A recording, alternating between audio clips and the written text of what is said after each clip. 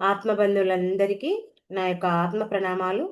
ఇంత గొప్ప జ్ఞాన మార్గాన్ని మనకు అందించిన మహాత్ములైన బ్రహ్మర్షి పితామహ పత్రిజీ దంపతులకు, నాకు జ్ఞానాన్ని అందించిన బ్రహ్మర్షి తటవర్తి వీరరాఘవ గారి దంపతులకు ఆత్మ ప్రణామాలు తెలుపుకుంటూ ఈరోజు కార్యక్రమాన్ని మనం మొదలు పెట్టుకుందాం మాస్టర్స్.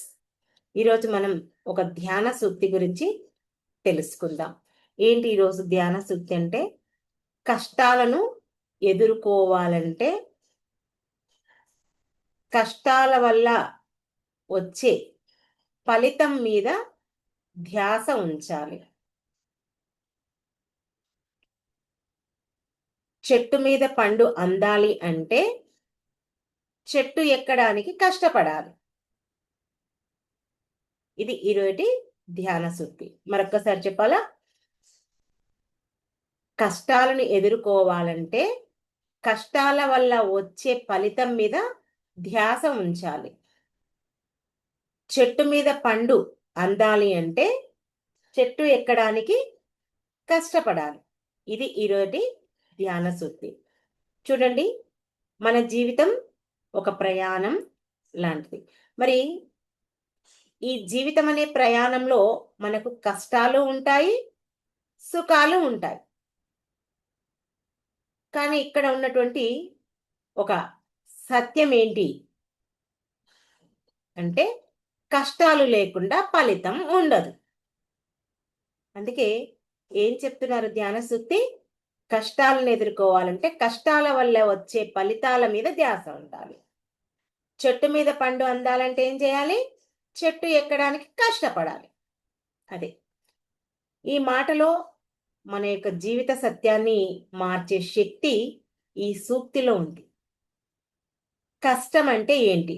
కష్టం అంటే మనకిష్టం లేని పని ఏదైనా కష్టమే కదా. పొద్దుగాల బ్రహ్మ ముహూర్తంలో లెయ్యాలి అంటే కష్టమే. చదువు చదవాలంటే కష్టమే. మరి ఏమంటారు, మనకు ఏ పని అయితే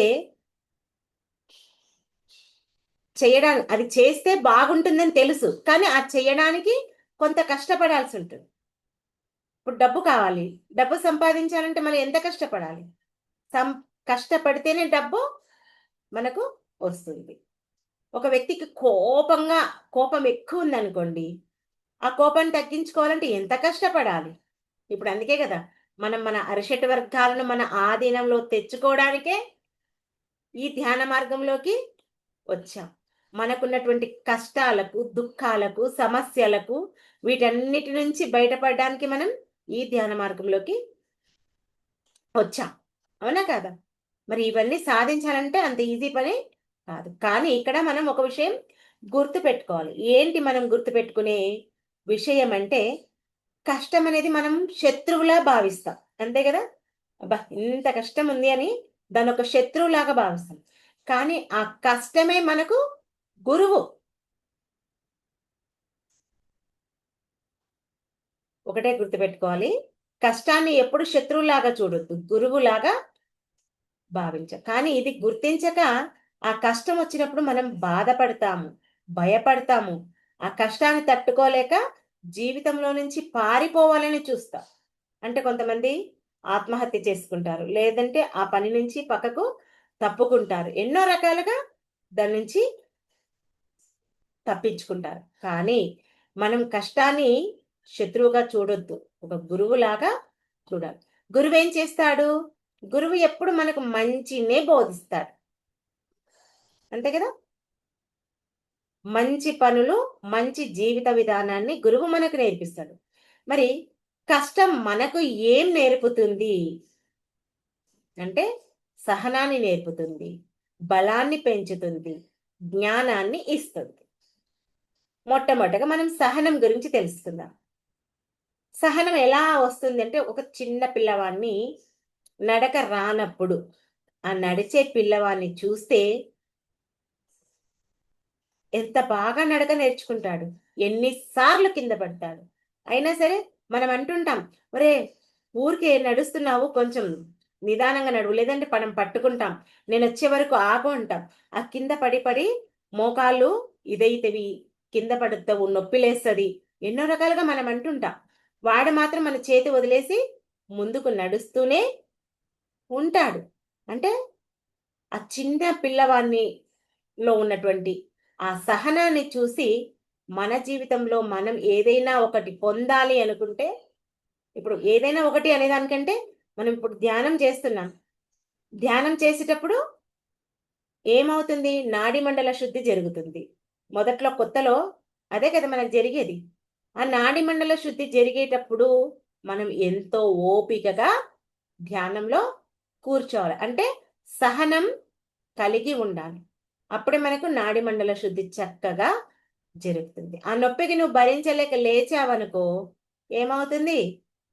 నీకిక నాడీ మండల శుద్ధి జరగదు. కాబట్టి ఆ చిన్న పిల్లవాడు నడక నేర్చుకునేటప్పుడు ఎంత సహనంతో నేర్చుకుంటాడో మనం కూడా మన జీవితంలో ఏదైనా కావాలంటే అంత సహనాన్ని పాటించాలి. మరి బలం అని చెప్పుకున్నాం. బలం అంటే ఈ బలం ఒక కమ్మరివాడు ఏం చేస్తుంటాడు? ఇనుమును బాగా కాల్చి కొడతాడు. ఎందుకు? అది ఒక బలంగా మారాలి. ఒక వస్తువుగా తయారు చేయాలంటే దాని యొక్క బలాన్ని ఇప్పుడు ఒక గొడ్డలుందనుకోండి, ఎంత స్ట్రాంగ్ ఉండాలి. ఆ చెట్టును నరకాలంటే అది లావుండాలి, స్ట్రాంగ్ ఉండాలి, బలంగా ఉండాలి. కాబట్టి ధనందేశం. అలాగే మన జీవితంలో కష్టాలు వచ్చినప్పుడు మనం కూడా బలంగా మారతాం. అంటాం గదా! కష్టాలు పడి పడి గట్టిగా తయారయ్యాము అంటాం. అందుకే కష్టం అనేది మన జీవితంలో శత్రువు కాదు, గురువు అని మనం ఇక్కడ చెప్పుకోవాలి. మరి జ్ఞానం వస్తుంది. జ్ఞానం అని చెప్పుకున్నాం. జ్ఞానం వస్తుంది. కష్టం వచ్చినప్పుడే మనకు జ్ఞానం వస్తుంది. ఎందుకంటే సుఖంలో ఉన్నప్పుడు దేని గురించి మనం ఎక్కువగా ఆలోచించం. మన జీవితంలో కష్టం అనేది వస్తేనే దీని నుంచి ఎలా బయటపడాలి అనేది మనం ఆలోచిస్తాం. అంటే నేనెక్కడ తప్పు చేశాను? నేను ఈ తప్పు నుంచి నేనెలా సరిదిద్దుకోవాలి? ఆ సరిదిద్దుకోవాలనే ఆలోచన ఎప్పుడైతే నీలో మొదలవుతుందో అప్పుడే నీకు జ్ఞానం ఉదయిస్తుంది. అవునా కదా? మరి కష్టం నేర్పించినట్లా లేదా నీకు? సహనము నేర్పించింది. బలాన్ని చేకూర్చింది. జ్ఞానాన్ని ప్రసాదించింది. మరి ఇప్పుడు అందుకే మనం కనుక గమనిస్తే మహాభారతంలో కుంతీదేవి ఏం చేసింది? కష్టాలనే కోరుకుంది. ఎవరైనా కష్టాలను కోరుకుంటారా? అక్కడ ఆ సన్నివేశంలో తను చెప్తుంది. కష్టాలుంటే ఎప్పుడు నువ్వు నా దగ్గరే ఉంటావు కదా తండ్రి అని చెప్పి కోరుకుంది. ఆ సన్నివేశం వేరే.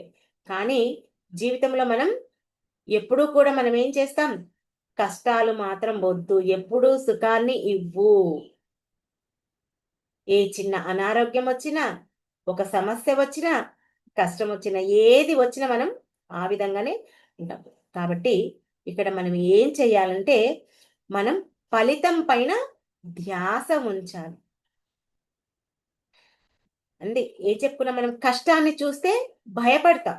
కానీ మనం కష్టాన్ని కాకుండా, ఆ కష్టం వల్ల వచ్చేటటువంటి ఫలితం ఏదైతే ఉంటుందో దాన్ని ఊహించుకోవాలి. ఊహిస్తే మనకు ఉత్సాహం వస్తుంది. ఎలా? అంటే ఉదాహరణకు ఒక విద్యార్థి ఉన్నాడు. చదివే విద్యార్థి. చదువంటే చాలా ఈజీ అయిన పని కాదు. కదా! కష్టంగా ఉంటుంది. ఎందుకంటే ప్రతి ఎగ్జామ్ పాస్ కావాలి. ప్రతి క్లాస్‌లో మంచి మార్క్స్ సంపాదించాలి.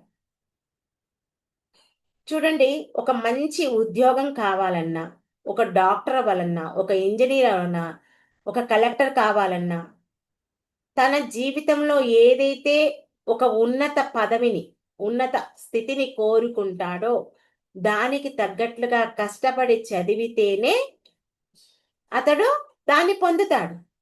అమ్మో! ఇది నా వల్ల అవుతుందా అంటే వెనక్కిపోతాడు. అలా కాకుండా ఒక ఉద్యోగం మంచి ఉద్యోగం తెచ్చుకున్నాడనుకోండి, తన కుటుంబాన్ని ఎంతో చక్కగా చూసుకోగలుగుతాడు.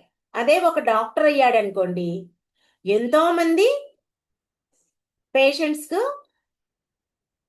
ప్రాణాలను రక్షిస్తాడు. అవునా కాదా? ఇలా చెప్పుకుంటే ఒక్కొక్క దాంట్లో ఒక్కొక్క లెవెల్ ఉంటుంది.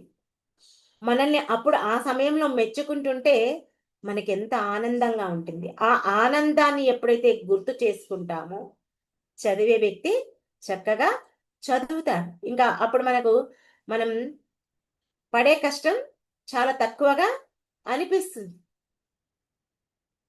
కాబట్టి మరి ఇక్కడ మనం మనం ధ్యానం చేయడం చాలా కష్టంగా ఉంటుంది.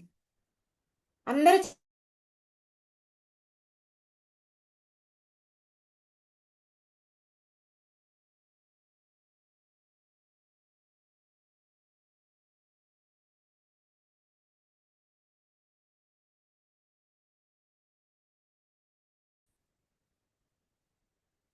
ఓకే.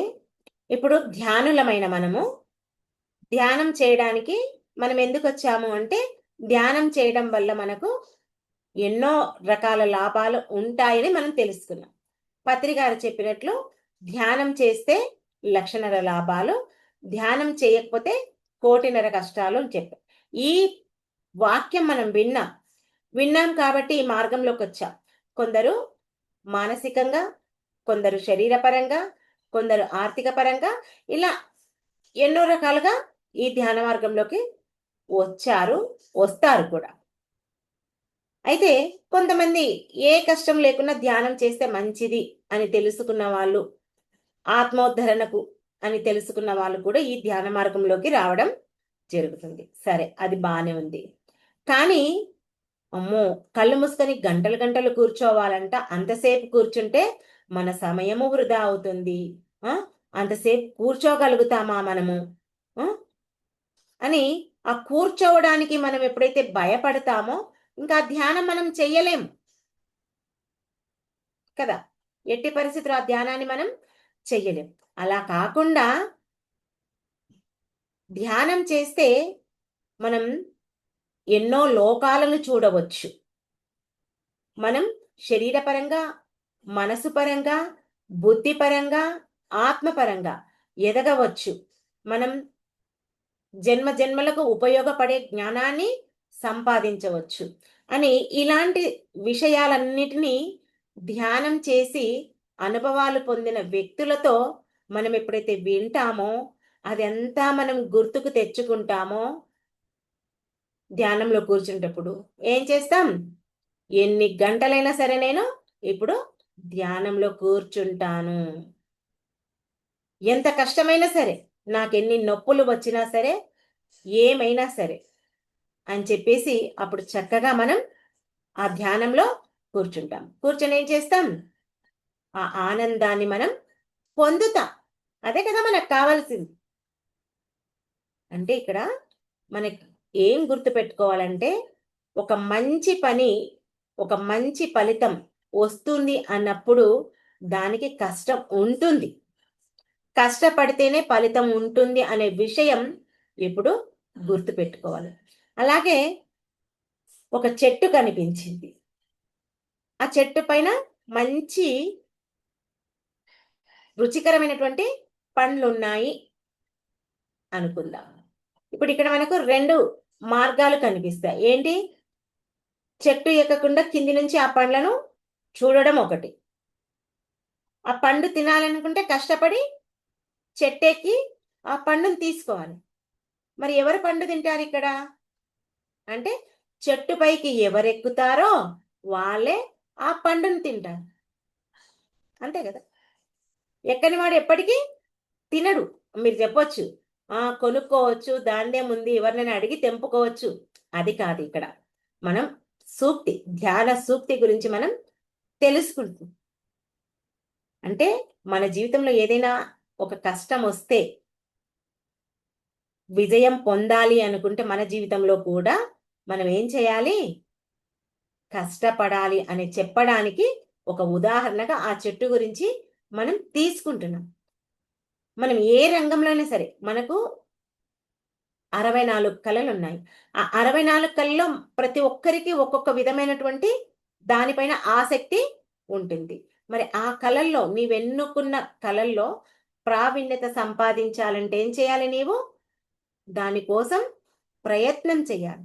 నువ్వు ఎప్పుడైతే ప్రయత్నం చేస్తావో ఆ ఫలితాన్ని తప్పకుండా పొందుతావు. అంతే కదా? ప్రయత్నించకపోతే ఫలితం ఎప్పుడూ రాదు. చూడండి, ఇంకా చెప్పాలంటే మన జీవితం అనేది ఒక పొలం లాంటిది.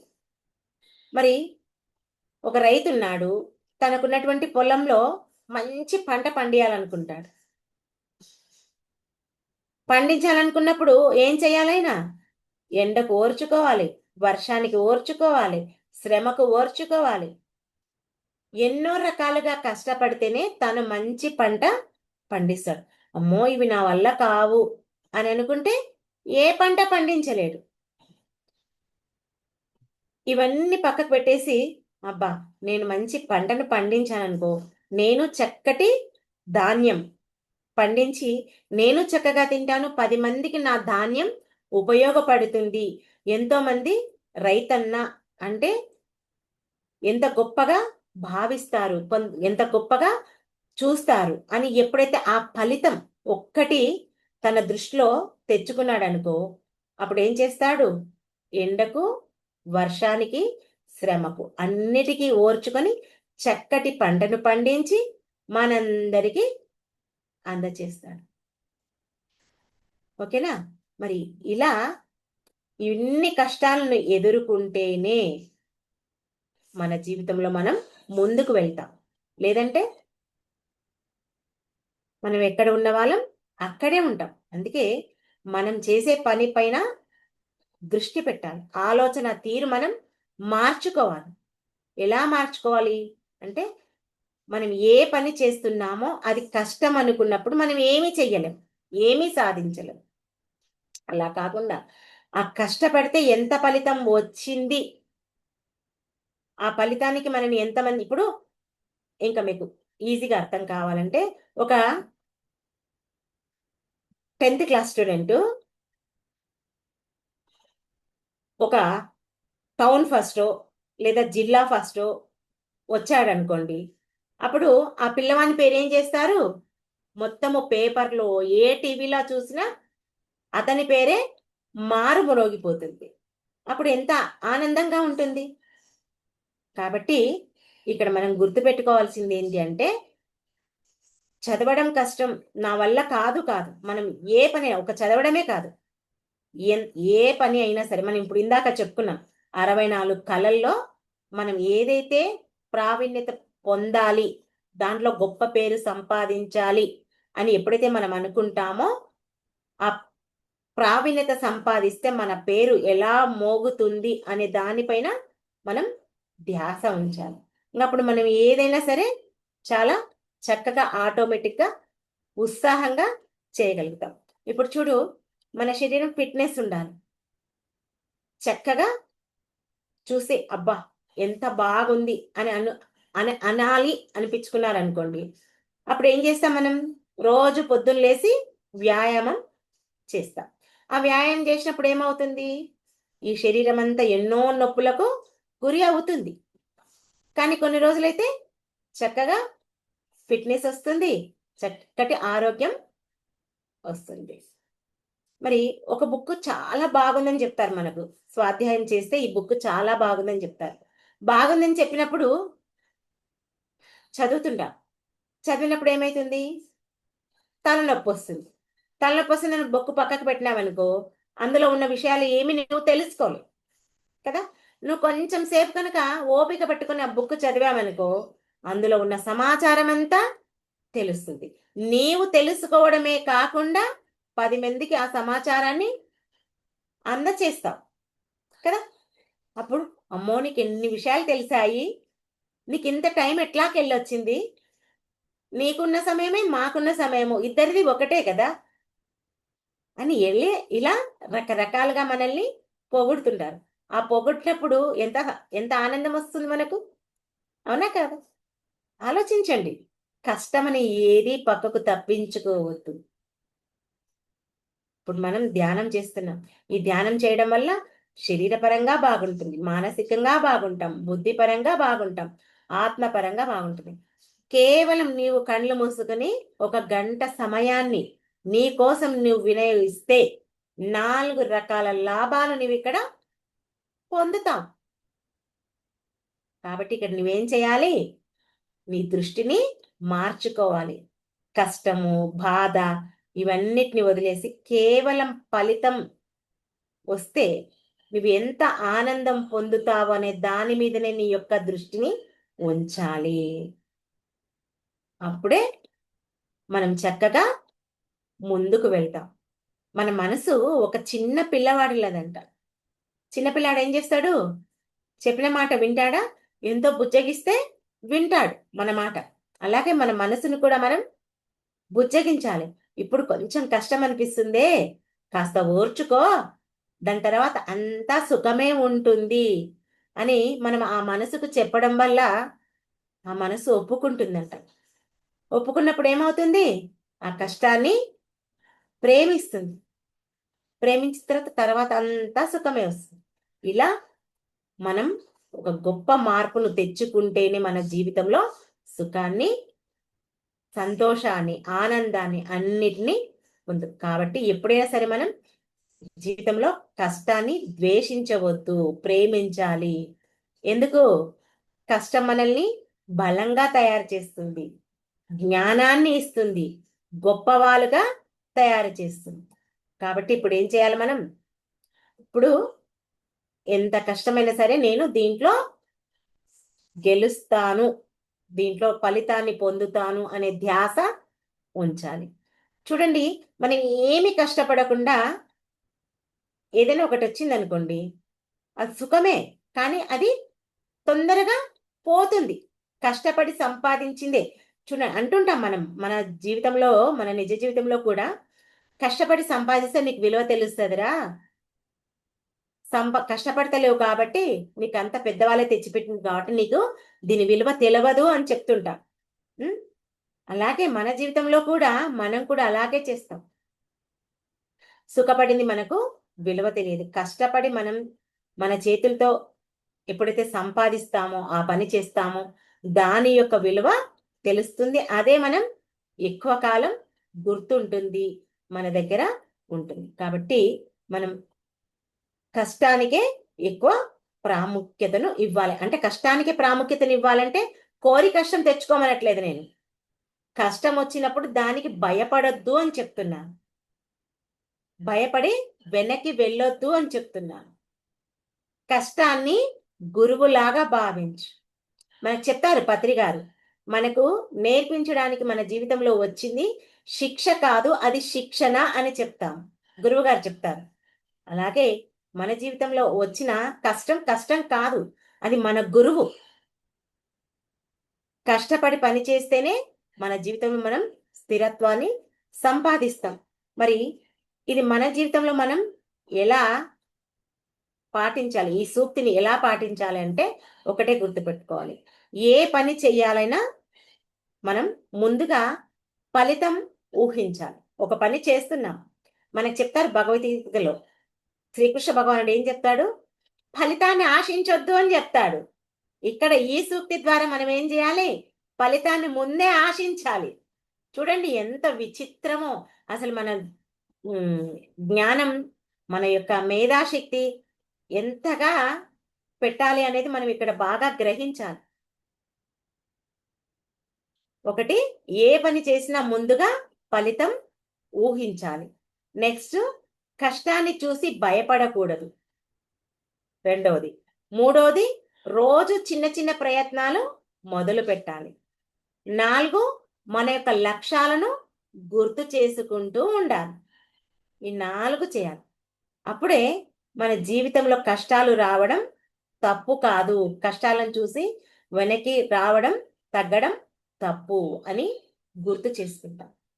ఇప్పుడు చెట్టు ఎక్కకుండా పండొస్తుందా? రాదు.